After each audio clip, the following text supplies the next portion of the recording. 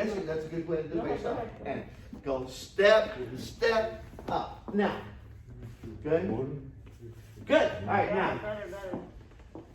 What is the most important thing a dancer must have? Posture. So describe, and what kind of postures do we have? Individual and team. Okay, that's right. Individual, how often? Always. 100% of the time. So team is just individual with contact added to it. Well, if individual is that important and it's 100% of the time, you really got to know what it is. So what is individual posture? No sternum is center. But when you move, collarbone over outside of hip over foot. Collarbone, hip, foot. Collarbone, hip, foot. Collarbone, hip, foot. So when I dance that natural, all the way over the foot, all the way over the foot, then my sway. So you got to get that left collarbone over here. So attack with that left collarbone. Attack with the left collarbone. Not bad. Attack with the left. There you go. Not bad at all. Now, is it just in the Viennese waltz? Heck no. It's everywhere. It's every dance. It's in the Latin. It's in the rhythm. It's in the standard. You got to get that in your head. That's what's important, not patterns. Is it fair to say it's in all smooth dances? Yeah, it's fair to say in all smooth and all rough dances too. In every dance. Everything you do. It's in ballet, it's in jazz, it's in tap. So, according to Strider, so there's very few times that you want to win on both feet like Right, so. right. I mean, those are split, those are lines, those are for a certain thing. But the minute it comes to movement, you've got to get over that foot. And when it comes to moving with your partner, it's you have to have it. No exception. Okay. Now that's when you get over the foot. Now Yeah. there is some point in time that in between. Right, that's the split way. So you want to talk to him about maybe that? Yeah, well, you know, there's like if you look at a picture of a dancer in smooth, they're standing. When they're at the widest point, they are perfectly split weight. The heel on one foot, the toe of the other. And whether they're going back or they're going forward, they're always in that same position. That's the split weight position.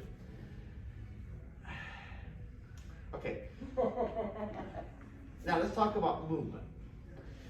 In movement, there's four kinds of movements that generates a successful action. In smooth or in standard, all four are happening in waltz, foxtrot, and Viennese waltz. Tango, not so much, but the other ones have all four. They are power steps, swing steps, sway, and recover. Power initiates everything, so power must always be. If you can do good power, we can build on it. If you don't do a good power step, don't worry about doing whatever you want, because it's not going to make a difference. Okay, power is number one, it sets it all up. On a power step, four things have to happen simultaneous. The first thing that has to happen is we have to move 3 blocks. Head, which by itself, the torso by itself, and the base by itself. And even though it's always doing this, when they move, they must stay stacked on top of each other. The only part of the body that physically runs all the way from the neck to the torso and to the base is the spine. So the first thing to realize is that when you move, you must move that entire spine. Not the base, not the chest, not the head, or the back. The entire spine must move. Put your hand in the back of my head here, and apply pressure forward. Take this out of my lower spine and apply pressure forward. Okay, a little more pressure. More pressure. Now, tell me when you feel an increase of pressure. Feel an increase of pressure? Okay. Feel an increase of pressure? Okay. That's all it has to move. So when you move, if you go with your legs and feet, you'll throw your head way back, you'll neutralize movement. If you go with the head, you'll throw the lower spine back and neutralize movement. It's one movement. Oh, so you're saying is you want equal pressure on your head. Everything has to move like this. So your whole spine from top to bottom must move, not just parts of it. To allow that to happen, or to have a better chance of that happening, you have to use a supporting leg. It's what we call using a supporting leg. When we talk about supporting leg, we say that the quality of a power step is always directly related to how long you use the supporting leg, foot, and heel.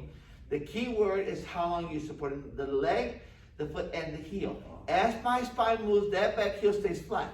Flat, flat, flat until I reach a full stride.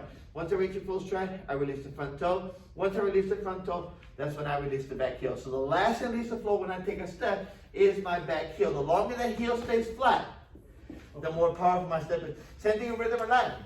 The longer that heel stays flat, the stronger my action is. If the heel releases early, we clip the movement.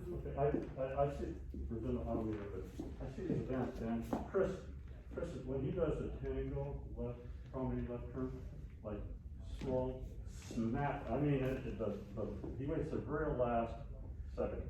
Yeah. Well, So that's what you're talking about, is the moment. well, no. Not quite.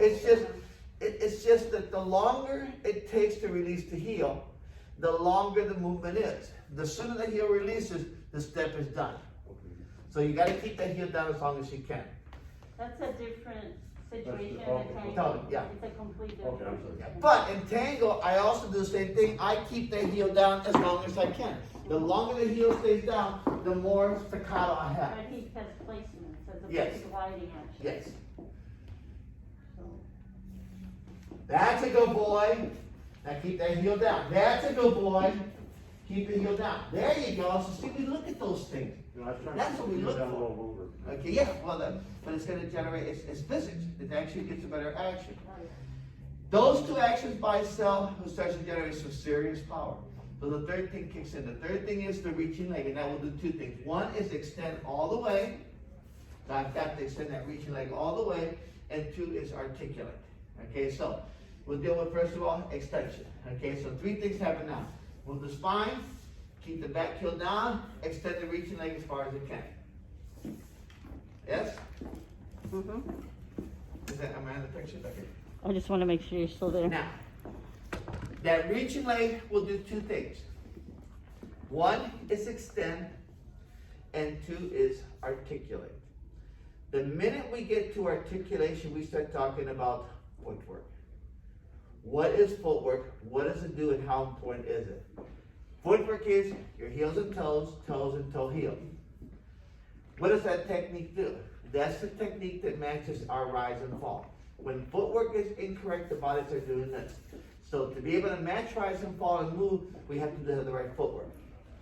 How important is it? If you're in a competition and you're off time, last place.